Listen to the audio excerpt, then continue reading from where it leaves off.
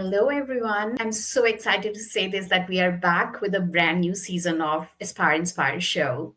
This season, we are diving even deeper into the real conversation that matter for young and emerging professionals, from building your confidence to building your brand, from navigating workplaces to shaping meaningful careers in tech and beyond. And to kick it off, I couldn't think of a better guest than Ming Johanson, the mother of unicorns herself. Ming is the CEO of Marketing Jumpstart, a media and tech mental health contributor, and Are You Okay ambassador, and also a Women in Tech Award winner. She's known for helping brands and people stand out with purpose. So, in this episode, we are unpacking something every young professional needs but rarely gets it. Yeah, that's personal branding. What does it really mean? How do you show up authentically in the world of filters and algorithms? And how do you build a brand that grows with you, not against you? So settle in because this one's packed with insights, stories, and real talk from someone who's mastered the art of standing out while standing true. So let's jump straight in.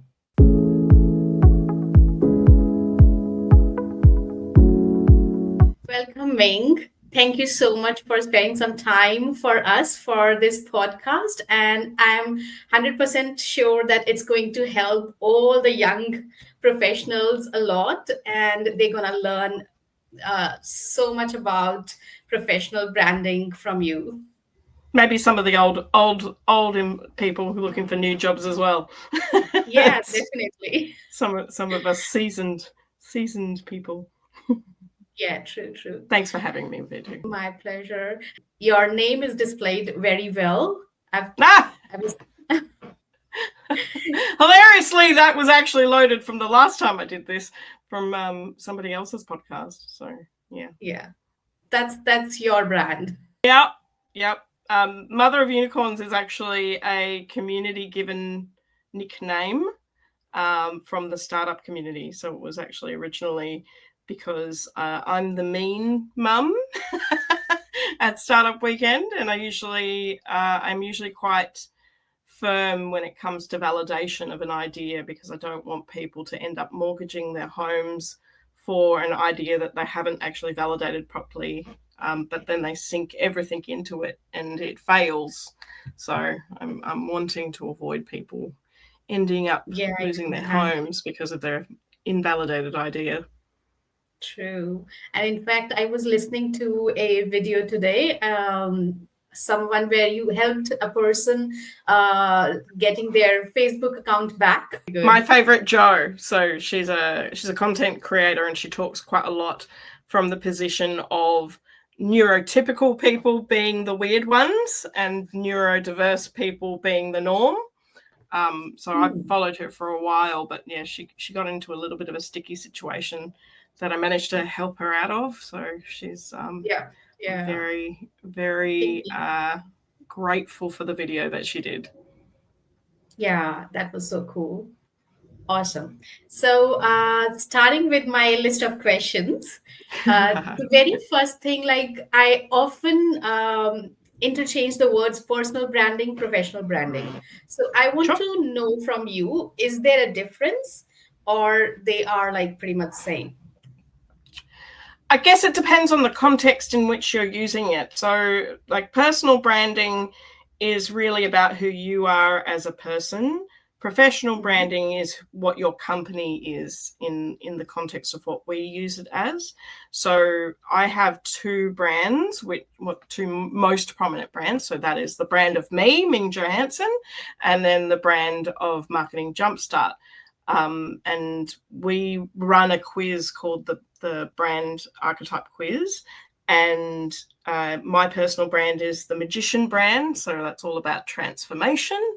And my company, which is Marketing Jumpstart, which is so much more than me. And so that's kind of why we did that, was that my business is not just me. I have a team. I've got people that are a part of that business who solve problems. And so it sort of separates from my ego. And that's the ruler brand, which is about being the expert in the room and being the person who's knowledgeable and all of that sort of stuff. Cool, cool. Yeah. Yeah. So in your case, it's very specific, your personal brand, your professional brand. But if we talk about, let's say, grads or early career professionals who really want to, come forward and create their own brand, what perspective should they have? Should they just talk about themselves or like their achievements, or about industry, let's say tech industry, what's happening and everything? I think it's fine to do a bit of both, if I'm being completely honest. And I also think you shouldn't fall into the trap of it all being about you. It should be Hmm. more about, like, if we're talking career, like, how is your career going to align? How are you looking to contribute to the building of their brand, of the business that you're about to go and work for? What are the things or ideas that you might have that will help that business grow, or contribute to that business overall? I think, so when in my younger years, which is hard to say because I still feel young, but in my Yeah, you younger are. years, when I was going through my first series of jobs and careers, it would always be about value alignment. So, what are my personal values and how do they align to the company values that I'm looking at and the job that I'm looking for? And I would do a lot of deep research about the organization that I was going to apply for. So I'd look into their company values, I'd memorize them, I'd get a really clear understanding as to what the business was about and where they wanted to grow, so that when I went into that interview, I was very much understanding of, hey, so I read this on your website and these are the things that really align for me or speak to me and why I think I would be a really good contribution to that. Now, Yeah. as I'm much older and I have my own business, it's how do I look to that with my clients? So what are my clients' values and how do I parent? So it's still the same sort of delivery, but it's just a different context. Yeah, I think it's to understand other person's interest, like why would they hire you? It's not just about showing yourself, your everything about you. It has to be about Yeah. other person as well. That's pretty And much it's got to clear be from what you it just said. it's got to be a culture fit, right? So, like, I remember many years ago I got headhunted for a job, and I queried one of their values that they had stuck on the wall, which was something along the lines of, you've earned your place to be here. And I sort of queried them on it, going, well, I'm not here yet. What makes you think I've earned my place to be there when it's my first day? And I get that you're headhunting me, but that comes off as quite arrogant. And I kind of called them out on it a little bit, in terms of, are you setting yourself up for a future pain where you're only employing people who have the arrogance of believing they deserve to be there, versus people who genuinely feel like, and what's the process of onboarding? And I remember asking this, what's the process of onboarding that is going to make me feel like I genuinely have earned my place here? It's on your True. wall. And they did not have an answer for me. So it was, Yeah, yeah, yeah. absolutely. So it's like you should know about yourself as well. I believe like self-awareness is important. Even if you're posting online or you're talking to someone, if you're not aware of your own capabilities, your own interests, it's I it's think that's then it very, I think it's very hard when you're young. I think that's very yeah. hard to know yourself, because you're still really formulating who you really are. And we are the sum total of all of the experiences that we have.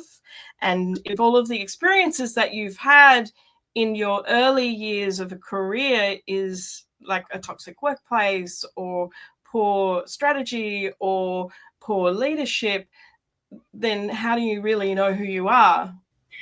Do you think when someone starts with this professional branding journey, they start building their professional brand, they get to know themselves more?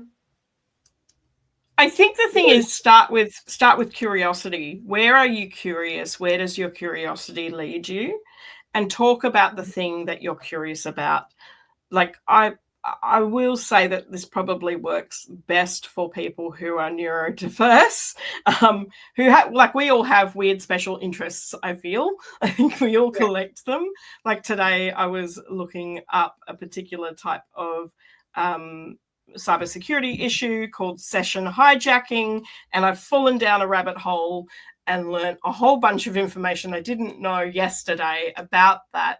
And that's going to lead me to talking about that in the future. And that's off the back of the video that you mentioned earlier, where they were thanking me for helping to recover their account, because she had two-factor authentication. So how did her account get compromised? And we're told, get two-factor authentication, get multi-factor authentication. So I think like that curiosity piece, always being curious, always seeking out knowledge, always growing, and then sharing that knowledge is the thing that gets you to stand above everybody else and stand out a bit more. And I am aware that most people have a fear of talking on video or doing public speaking, but the more that you can do those things and face those fears and overcome them, the better it will be for you. And it's a misnomer for people to believe that that's only a thing for extroverts. True. Yeah. I can totally get that. Yeah. So many people think Absolutely. that you have to be an extrovert in order to succeed, or you have to be an extrovert in order to like be out there.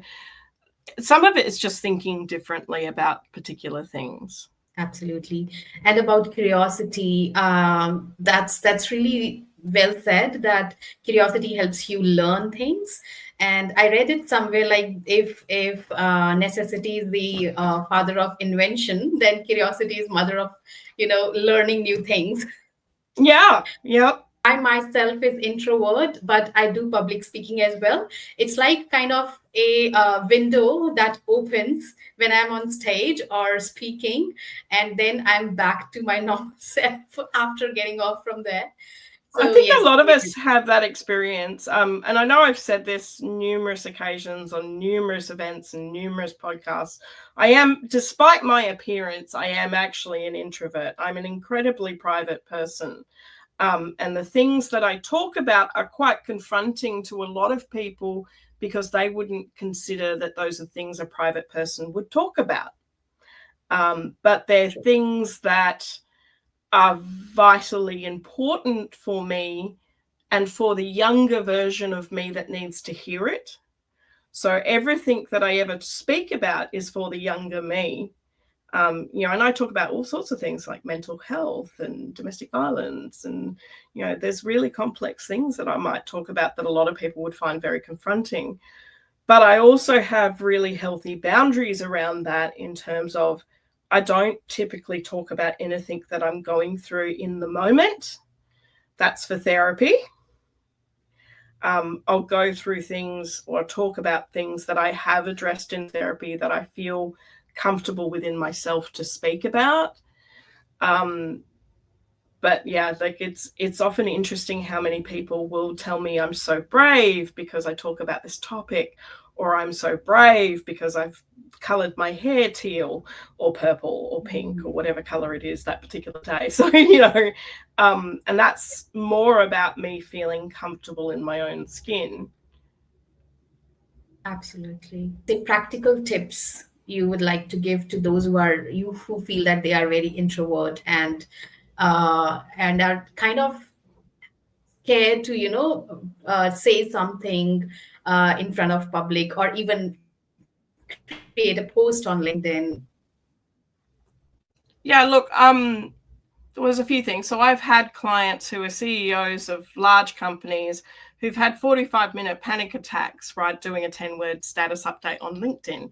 So everybody has limitations and challenges ahead of them. And the fear that we often have when we're engaging online or speaking in public is fear of judgment. Yeah. And what I will say about that is nobody knows what you're going to say. They don't know what your script or story is. They don't know that you've mucked it up because they actually don't know what's written. So that's one. Second of all, I think public speaking is the greatest hack for an introvert.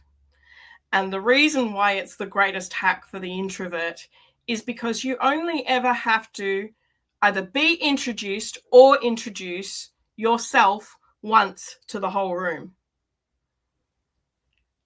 Somebody's going to introduce me onto the stage. I do not need to introduce myself to individual people, which I loathe for every fiber of my being. I don't love being in the middle of the room or even on the outside of the room. I don't love awkward introductions or awkward starting points of conversations. So if I can be at the front of the room and somebody else introduces me to everybody else, it's up to everybody else to then introduce themselves to me. So in my mind, that's like the greatest introvert hack on the planet. Because now everybody knows who I am, everybody knows what I'm about, and I've only had to do that once. Yeah. So, because a lot of that introversion is also about conservation of energy. Nice. Is making sure that you're not like wearing yourself out, and depending on your interpretation of what introvert means, like there's introvert and there's shy, and introverted people are not necessarily shy, right? An introverted person would rather be at home under a pillow fort than talking to people because it's expensive of energy. So, and it's okay to be shy. That's fine too.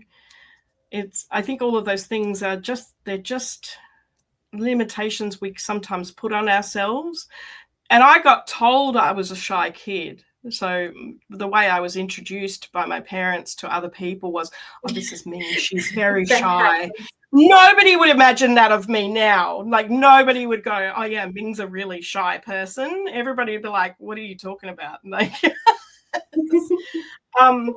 because I'm like, this is the thing is, I'm not shy to the right people. And the right people are my people, the people that I'm like, that are like me, that are enthusiastic and excited about technology, that are, dreamers and creators who love creating art, who love making things, who love, crafting things or hitting metal repeatedly 1,000 times to turn it into something else. So those people, like I can easily strike up a deep, meaningful conversation in 10 minutes flat. Whereas there's some people who are so heavily masked and pretending to be something that they're not. I can't get through the armor to get to the actual core of that human being. True. Yeah, that brings me to my next question. Like the last thing that you said, there's a mantra called "fake it till you make it." So, do you believe that people who are very, very new to the industry should they follow that? I don't love the phrase "fake it till you make it." What I prefer is do it until you are. Nice. Do it until you are. Like, practice the person that you want to be until you are the person you want to be. Because that fake it till you make it is there's a disingenuous piece to that. But the do it till you are, be it till you are, like move into being the person you want to be.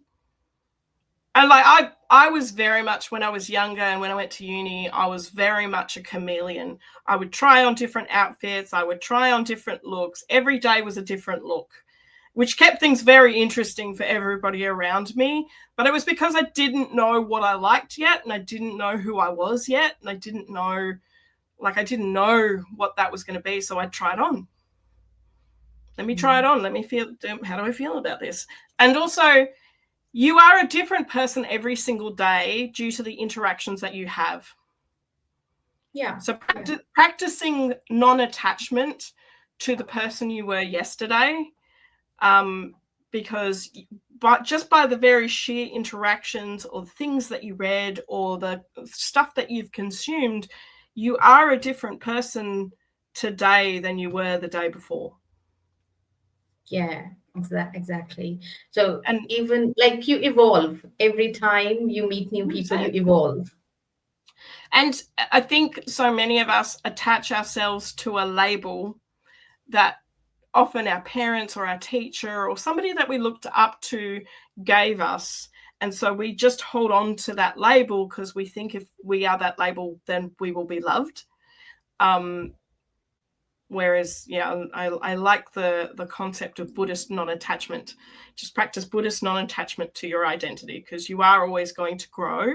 You are always going to consume more information, more knowledge, more experiences. And by that sheer like absorption of all of that stuff, you are going to change. Even if it's just a tiny bit, you're still True. changing. Yeah. We can also see that in like career pathways. In past, I've seen people just stick to one and they keep that career like throughout. But I've now seen that they move different career. Even myself, I've been from lecturer to consultant to cybersecurity and then lecturer. So I think that's again evolvement. You're evolving Yeah. with your knowledge, and also when you with the time your self-awareness raises as well. That also help you evolve. Self-awareness is also about understanding the invisible, unconscious things that are holding you back, Yeah, and bringing them to awareness. And it's a very difficult skill, especially when you're young, to figure what that actually looks like. And especially if you've had, for me, I've had a lower socioeconomic background. I was homeless when I was 17. I had a pretty awful start from what most people would perceive. And I'm still like, in my mind, I have a lot of success for where I am. But that took a lot of time for me to realize the success that I had, because I wouldn't stop. I'd just keep running to the next thing and not actually acknowledge any of the success that I had. yeah. And yeah, I loved your phrase that you mentioned, and it goes a long way. Do it until you are. Yeah. So yeah, that's very helpful. Yeah. I prefer that rather than fake it till you make it, because I think, yeah, that's a very it's a term that was thrown around a lot, like in the 90s and even the 80s and probably before that. And if you're a person who's like genuine, authentic pieces are important to you, that's not going to work. If you're an authentic, like if authenticity is one of your values, fake it till you make it's not going to work for you. Yeah, So absolutely. Cool. Nice. My next question, again around branding, online branding and offline branding. Are the strategies different? Or like, I just want to know more about it. okay, so let's just first of all define branding, Yeah. just so that people are clear on what that is. Branding is not your logo. What branding genuinely is that everywhere you exist, either online or offline, it's exactly the same experience and it's memorable. And the example I sometimes give is, if Apple tomorrow decided to open a hotel, you'd have some concept as to what that would look like, right? Yeah. You'd walk into the hotel, lots of neon lines, lots of Apple symbols glowing on the walls, and I can imagine. so we can immediately imagine and transform that into something completely different in context. If I was to say Hyatt Hotel tomorrow decided to bring out a phone, much harder to conceptualize, because one has a logo and the other has a brand. Oh, So the brand is not just the logo. It's how it's presented, what it looks like, the shape of it, the tone, the lighting, the sound, the taste, the touch, the smell. There's every time we walk into a dentist, we know what it's going to smell like, right? So there's, and in some places you'll walk into an office and it will have such a distinct smell that when you walk into another place that's completely unrelated, but they have the same scent, it activates your memory and it anchors into who you are and what, like, oh yeah, I should call that person, even on an unconscious level. So what's funny is I am the exact same person online as I am offline. And some of the funny responses I have had to that is, oh, that's like, they're almost a little bit disappointed because they're kind of expecting me to be a completely different person offline than I am online. But technology is not suddenly this thing where I'm going to put on a persona. And so that's why I sort of steer away from that fake it till you make it, because it's easier to fake online than it is in person. True. Right. And I'm one of those very annoying people that asks very pervasive questions that reveals people very quickly. And so I'm almost amused as to how people are a little disappointed that I am the same person online and offline, because they're expecting something different, or they're expecting it to not be the same, and for me to be less engaging or less interactive or less somehow they think it's going to be less or less or more, either or. That goes in either scale of it all. Yeah. And I think it goes the other way around. If we talk about resumes and interviews, like whatever is on resume, there are chances that interviewer would expect same thing from you. At that point of time, they'll get to know if it is whatever you have faked on resume, you're not actually that.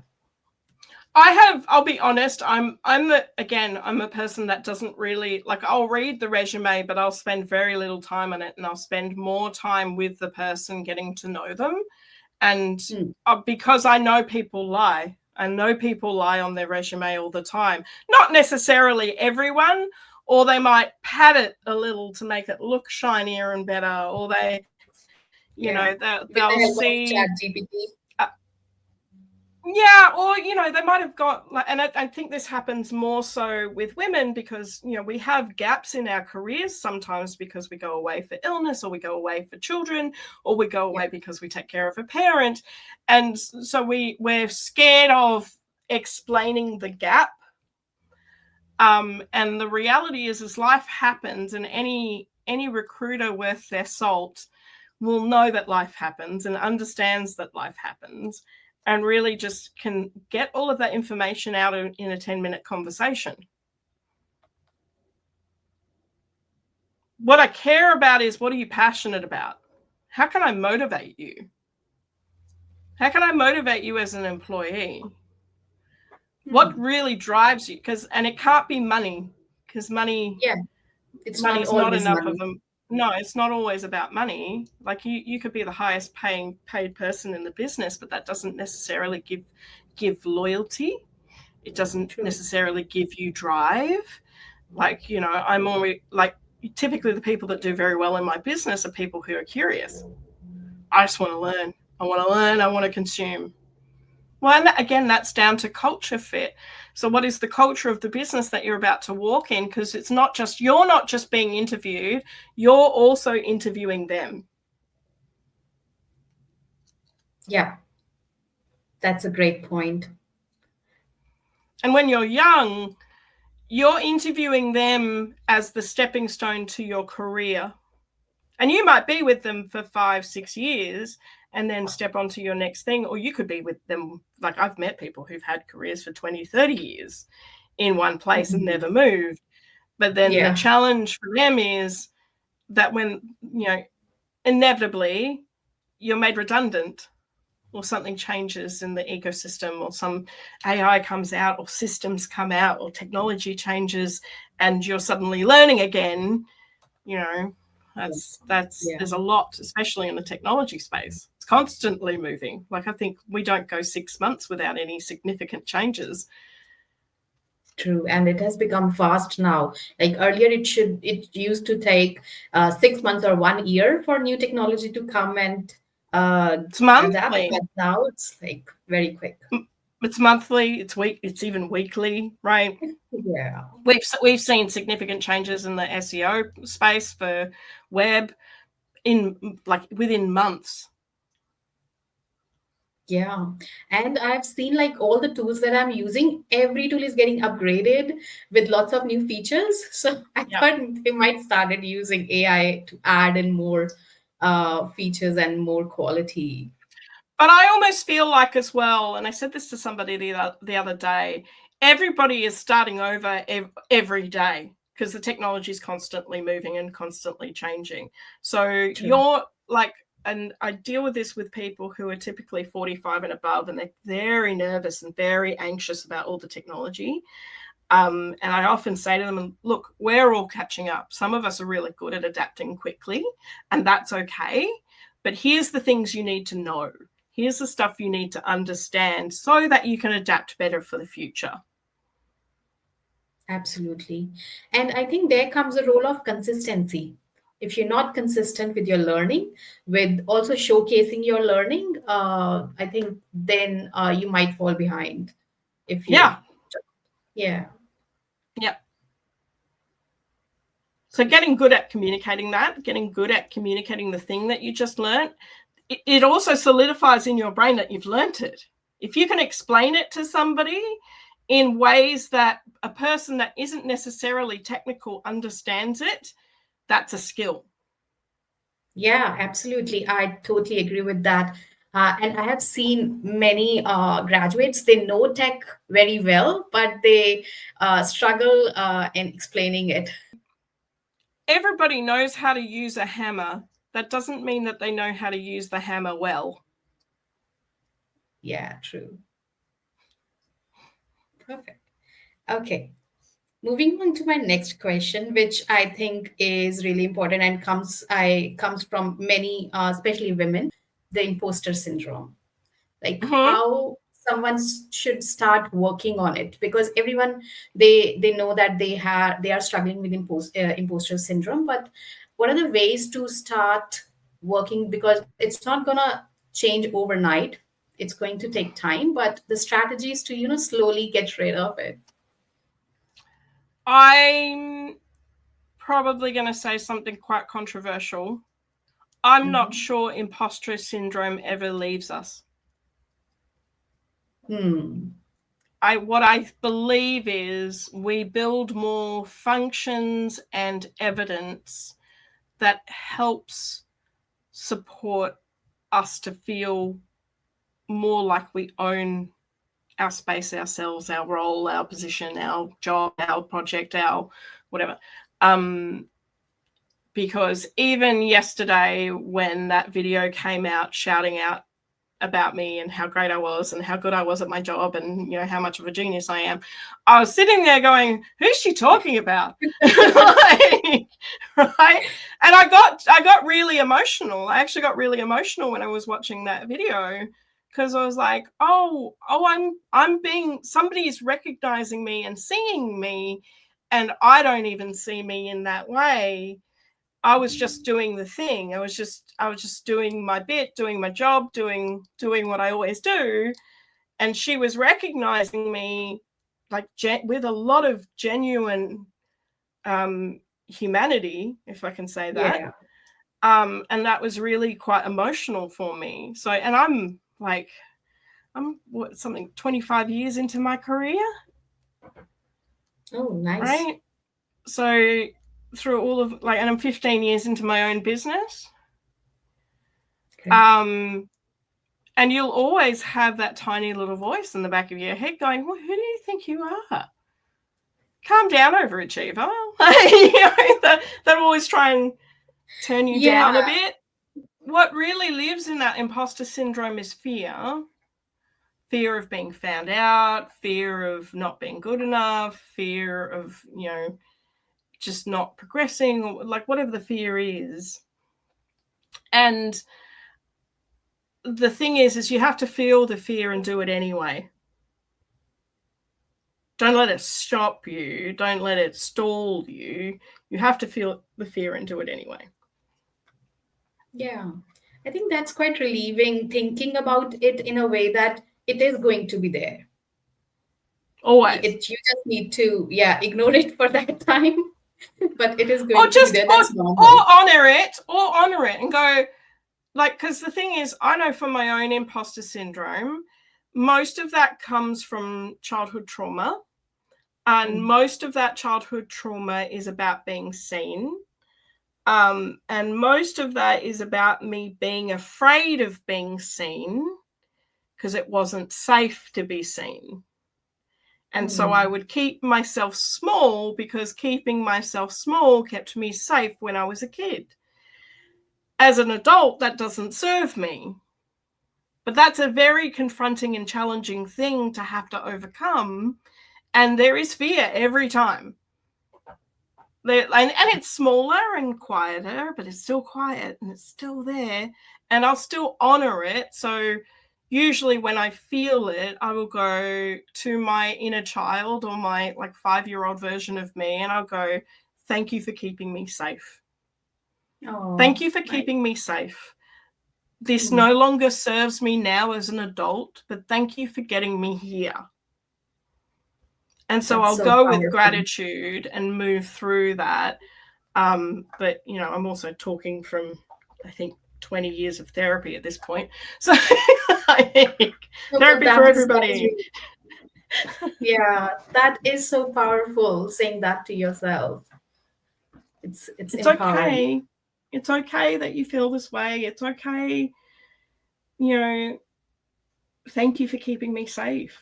Because she did. She kept me safe for many years. Yeah. But that's the awareness, right? So the unconscious for many years was, oh, why am I doing that? That's so crazy. That's so silly. That's so stupid.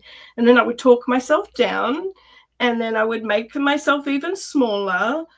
It's not stupid. It's not silly.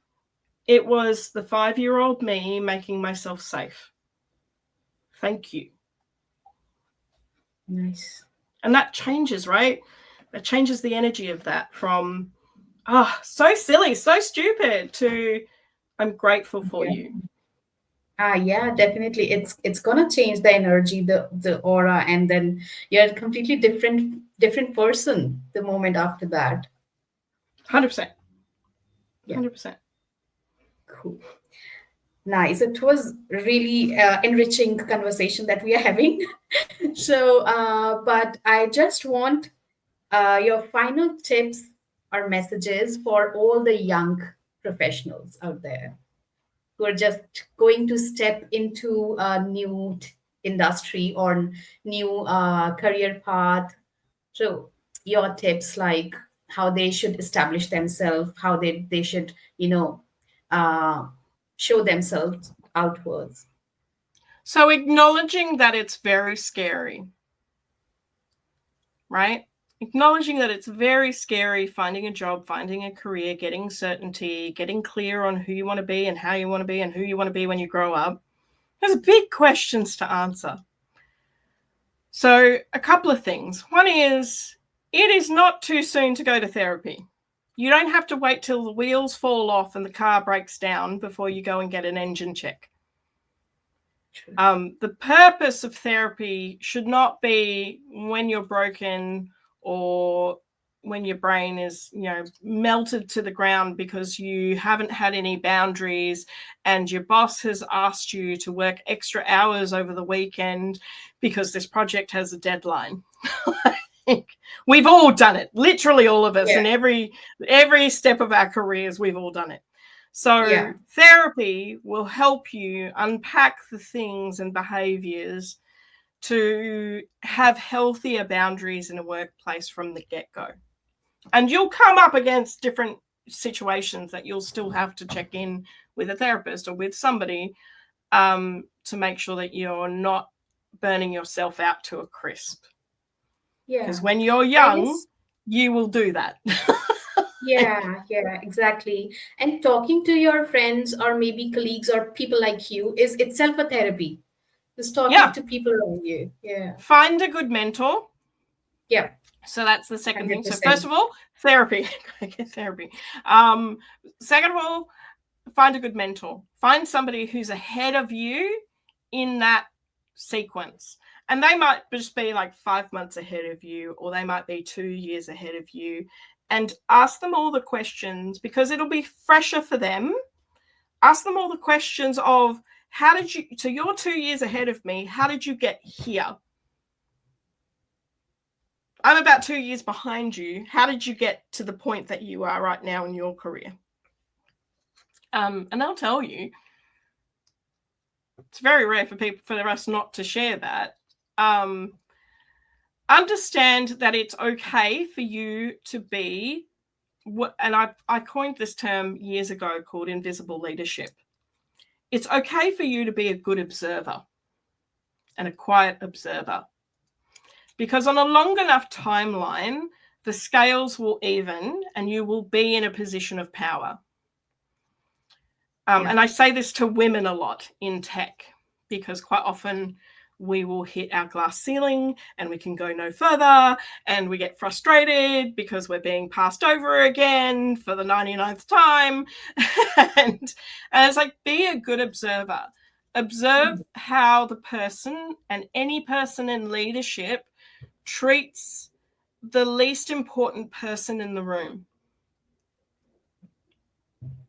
I've done that my whole career. I observe people. I still do it today, where I observe how people treat the smallest person or the least important person in the room.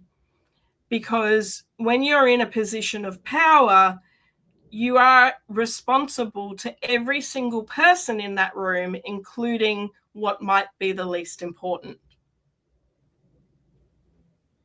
And how you conduct yourself will be remembered. Right. By those of us who watch and those of us who observe.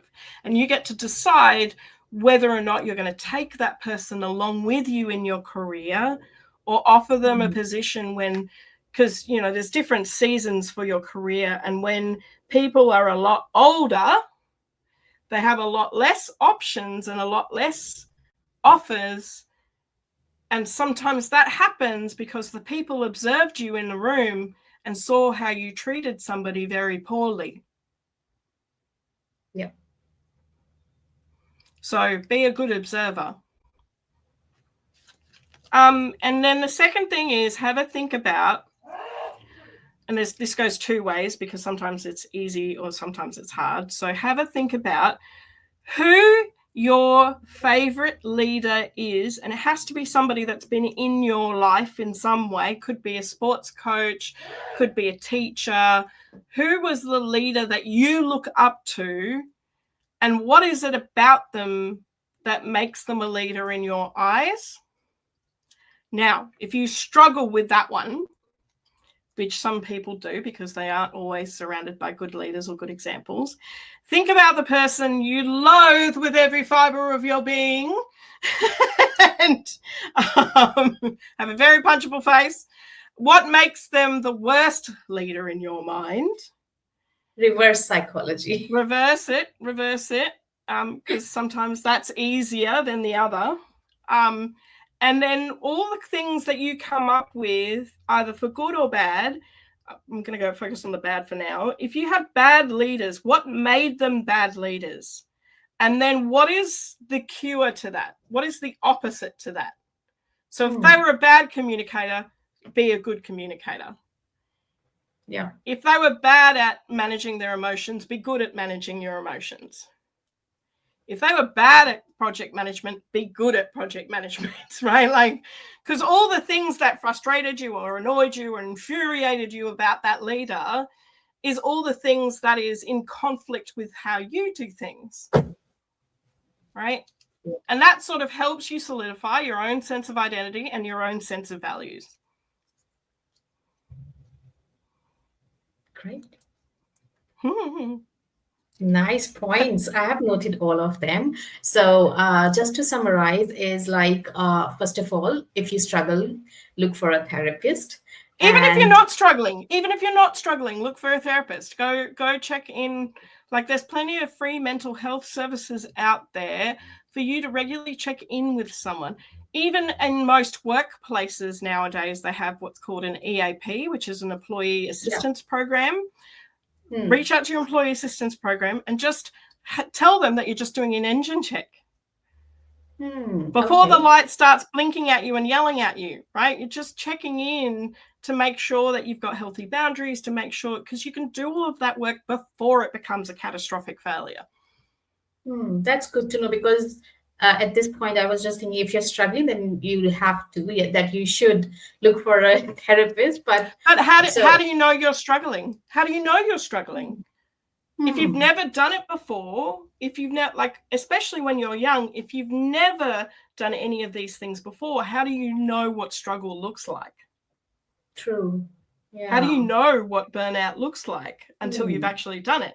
Most of the time, we don't know what burnout, or we can't identify these things until we've had that conversation with someone. Totally makes sense. And then your next point, which I am big advocate of, is finding a mentor. Definitely going to help all the young professionals. And try to observe people around you, the work processes around you, and especially look up for a leader. And then if you couldn't find the good leader, still observe the bad leader and see what you should not do when you become leader. Well, these were all the points from my end, and I enjoyed this conversation a lot. I got to learn a lot from you today. It was really insightful, and many new things, and of course, few mantras that I'm gonna highlight when editing this recording on the screen. And really wonderful to have you here today, and definitely going to chase you a lot more in future for other it's a topics. pleasure. It's an absolute pleasure, Vidhu. Thank you for having me.